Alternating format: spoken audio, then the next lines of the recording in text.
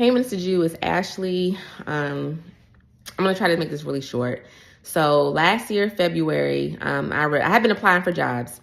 Last year, mid-February, I received an email from a hiring manager saying that they wanted to interview me.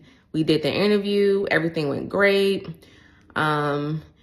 After that, like a week from that interview, they requested references. So I'm like, oh, okay, I'm in there.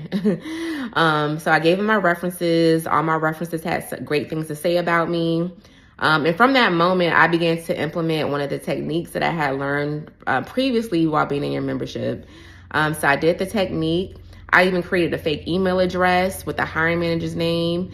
And I created a fake email offer letter, and I emailed it to myself, and I would read it every day just to really put myself in the mindset like, I already got this job. I'm just waiting on the offer letter.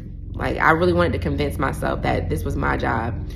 And you couldn't tell me nothing. I just knew this was my job. So let's see. 2 weeks after that, or references, maybe a week after that, they requested another interview. They were trying to decide if they were going to select me or another candidate. So we had the interview. It went great. I was nervous, but it went great.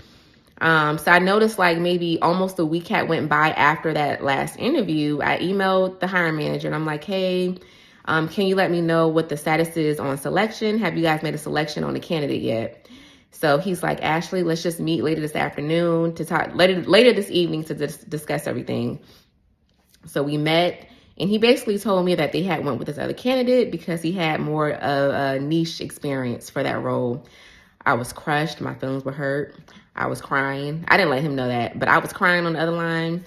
And yeah, he said he wanted really liked me, but they needed somebody with more experience. So, and he said I was a secondary candidate. So that means if something happened with the first candidate, the primary candidate, then I would fill in that role.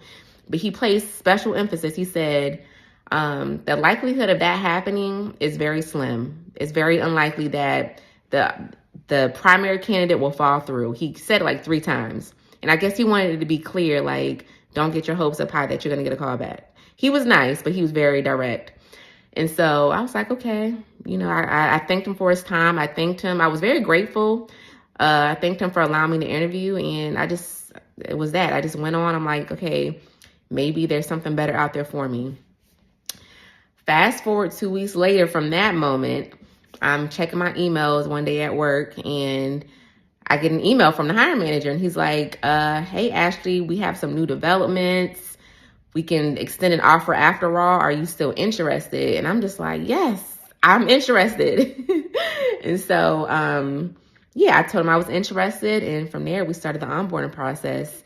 I would have never in a million years thought that he would have came back, circled back and extended me an offer, but he did. And I'm glad I kept the faith and I kept positive because it might have been a different outcome. But I say all that to say, I'm grateful for everything I've learned in your membership. It has really enriched my life in more ways than one. So yeah, I just want to say thank you, thank you, thank you.